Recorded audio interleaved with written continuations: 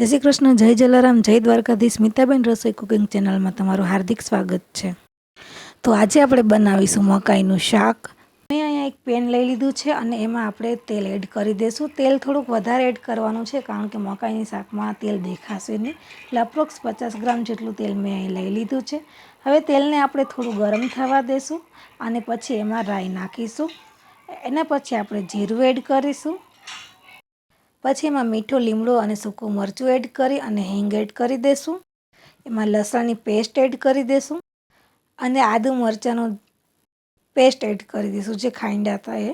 હવે તેમાં આપણે ગ્રાઇન્ડ કરેલી ડુંગળી એડ કરવાની છે અને આપણે એને પ્રોપર રીતે ચલાવી લઈશું અને એના પછી આપણે ટોમેટો પ્યુરી એડ કરવાની છે અને ચલાવી લઈશું. હવે થોડું પાણી એડ કરું છું હું અને પ્રોપર રીતે આપણે એમને મિક્સ કરી લેવાનું છે. અને થોડું બોઇલ આવે એના પછી આપણે એમાં બધા મસાલા એડ કરીશું. તો અહીં સૌથી પહેલાં હું સોલ્ટ એડ કરું છું. મીઠું તમારે સ્વાદ અનુસાર નાખવાનું છે અને પછી હું ધાણા જીરું થોડું એડ કરું છું 2 ચમચી જેટલું. પછી હું હળદર એડ કરું છું અને તેના પછી આપણે મરચાંની ભૂકી એડ કરી દઈશું. અત્યારે થોડી જ નાખીશું, પછી પાછળથી જેટલી જોશે એટલી નાખીશું. એને અગેન આપણે પ્રોપર રીતે એને મિક્સ કરી દઈશું. હવે પાછું હું થોડું પાણી એડ કરું છું, જેટલું જોઈએ છે એ પ્રમાણે પાણી હું અહીંયા એડ કરી રહી છું. હવે તેને ઢાંકી લેશું અને ઉકળવા દઈશું. હવે અપ્રોક્સ 10 મિનિટ જેવું થાય પછી આ ચડી જશે. ડુંગળી અને ટામેટાની જે પ્યુરી નાખી છે એ ચડી જશે.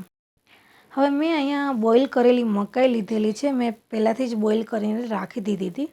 એટલે તમારે આ રીતના બોઇલ કરીને કટકા કરીને મકાઈ લઈ લેવાની છે. મકાઈને છૂટી કરીને લઈ લેવાની છે. હવે પાછી હું આમાં થોડી મરચાંની ભૂકી એડ કરીશ, જે રીતના સ્પાઇસી જોતું હોય એ રીતના. અને હવે આપણે એમને ઢાંકી દઈશું. મકાઈને અને ગ્રેવીને પ્રોપર રીતે મિક્સ થવા દઈશું.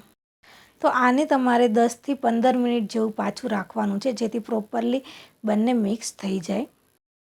તો હવે અહીંયા ઓલમોસ્ટ આપણી શાક બની ગયું છે. હવે આપણે એમાં કોરિએન્ડર સ્પ્રિંકલ કરી લઈશું.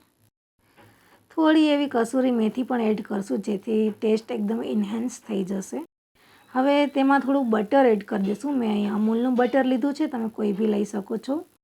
અને મેં અહીંયા એક ચીઝ ક્યુબ લીધું છે, એ આપણે આખું ગ્રેટ કરી દઈશું. મકાઈનું શાક જે છે ચીઝ વગર તો અધૂરું જ છે, એટલે ચીઝ તો એમાં મસ્ટ છે અને એનાથી ટેસ્ટ બી બહુ સારો આવે છે.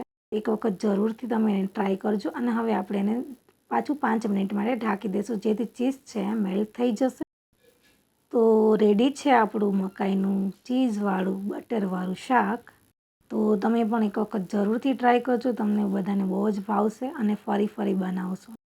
અને તમે અમારી ચેનલમાં નવા હો તો સબસ્ક્રાઈબ કરી દેજો. Thank you so much for the watching hour video.